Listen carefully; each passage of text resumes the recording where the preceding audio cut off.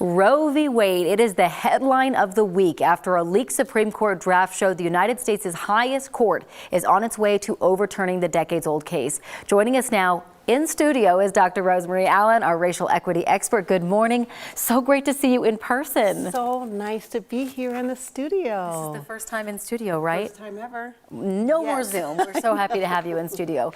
So real quick, kind of just go back through the history of Roe v. Wade. You know, on January 22nd, 1973, the Supreme Court banned Texas statute that disallowed abortions in Texas. That decision led to widespread legalized abortion. And what happened, it really was based on the 14th Amendment, the right to privacy clause.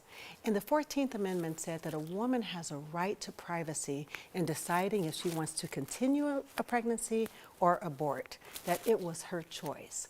And as a result of that, across the country, abortions became legal. And this has been the way it is since then for 50 years. So then there are a number of concerns now.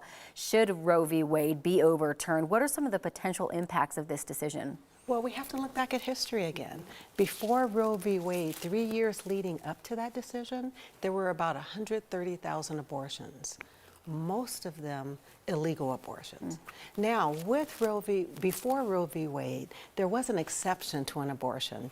If you could pay a doctor to say that you couldn't handle a pregnancy mentally or physically, or it could cause harm, and if you had money, then you could pay for your abortion. But most of them were illegal.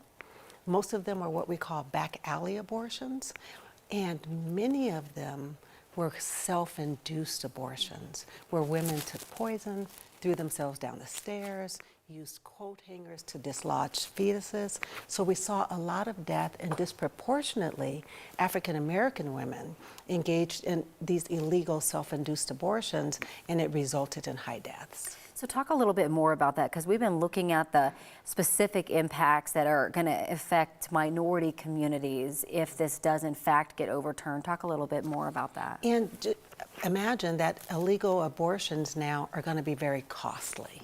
And those of us who have been historically marginalized, historically disadvantaged, will not have the privilege of going to another state. We know that many states like California, Colorado, Connecticut, that they are creating safe havens. But how will historically disadvantaged people get there?